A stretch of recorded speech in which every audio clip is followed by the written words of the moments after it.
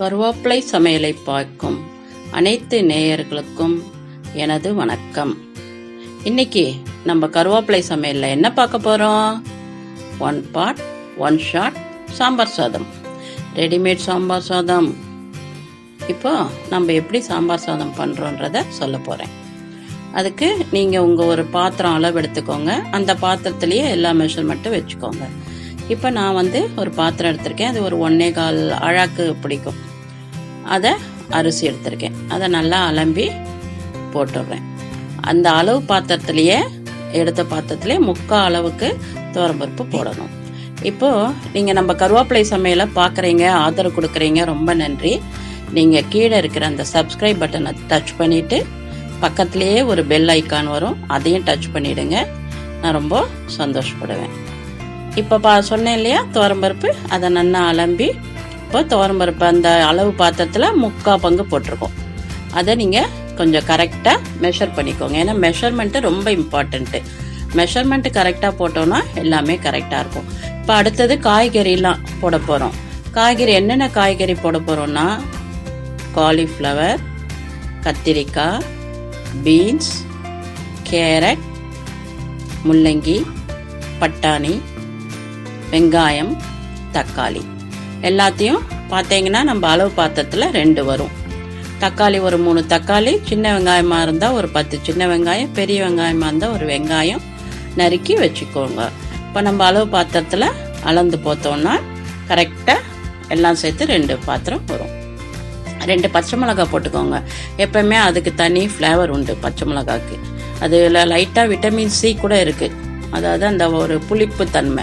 Hotel சாம்பார்லாம் பார்த்தீங்கன்னா பச்சை மிளகாய் போடுவா. அடுத்தது கருவேப்பிலை போட்டுட்டோம்.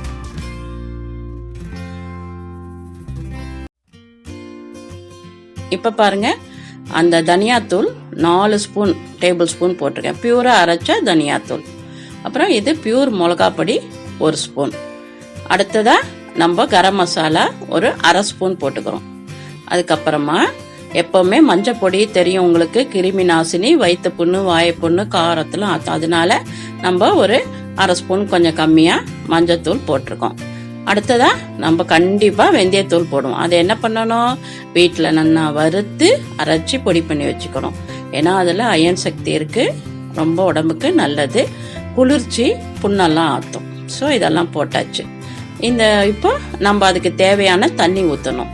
இப்போ என்ன பண்ணணும்னா, ஒரு அரிசி எடுத்தோம்னா அந்த பாத்திரத்துக்கு அரிசிக்கு 3 தண்ணி, பருப்புக்கு 3 தண்ணி, காய்க்கெல்லாம் 1 தண்ணி, மொத்தம் 7 கப்பு. இதை ஊற்றிட்டு நம்ம என்ன பண்ணணும், இதை அடுத்து போடுறதெல்லாம் சொல்கிறேன். ஆனால் இதை ஒரு இம்பார்ட்டன்ட் விஷயம் நான் சொல்கிறேன். இதெல்லாம் போட்டுட்டு ஒரு 1/2 hour ஊறணும். ஊறின பிறகு 2 விசில் விட்டு எடுக்கணும். 1/2 hour ஊறுறது இம்பார்ட்டன்ட். ஊறுற வரைக்கும் நீங்கள் எதாவது வேலை பண்ணிக்கலாம். இப்போ அதுக்கப்புறம் இப்போ தண்ணி ஊற்றி முடிச்சோமா, இப்போ அதுக்கு தேவையான உப்பை போட்டுடுவோம். அதுக்கப்புறம் என்ன போட போகிறோம், புளி இம்பார்ட்டண்ட்டு. இந்த புளி டேஸ்ட் இருந்தால் தான் நல்லா இருக்கும். புளியை நல்லா ஒரு எலுமிச்சங்காய் அளவுக்கு கரைச்சி வடிகட்டி ஊற்றிடுறோம். எல்லாம் போட்டாச்சு. இப்போ மூடிட்டு ஒரு 1/2 hour கழிச்சு 2 சவுண்டு விட்டு எடுத்துட்டு இப்போ திறந்தோன்னா நம்மளோட சாம்பார் சாதம் ரெடி ஆகிடும். இப்போ சாம்பார் சாதம் ரெடி ஆகிடுத்து. இதுக்கு நம்ம என்ன பண்ணணும், தாளிச்சு கொட்டணும். என்ன பண்ணணும், நல்லெண்ணெய் விட்டு கொஞ்சம் கடுகு, பெருங்காயம், 2 சிவப்பு மிளகாய், கருவேப்பிலை போட்டு தாளிச்சு கொட்டி கொஞ்சம் கொத்தமல்லி கருவேப்பிலை போட்டோன்னா சூப்பர் சாம்பார் சாதம் ரெடி. ஓகே, என்னோட ஒரே ரிக்வெஸ்ட் என்ன, சப்ஸ்கிரைப் பண்ணுங்க, லைக் பண்ணுங்க, ஷேர் பண்ணுங்க, கமெண்ட் பண்ணுங்க. கமெண்ட் பண்றதே இல்லை நீங்க யாரும். நானும் ஒவ்வொரு வாட்டியும் ரிக்வெஸ்ட் பண்றேன், கமெண்ட் பண்ணுங்க, கமெண்ட் பண்ணுங்க. உங்களுக்கு ஏதாவது வேணும்னா சொல்லுங்கன்னு. தேங்க்யூ.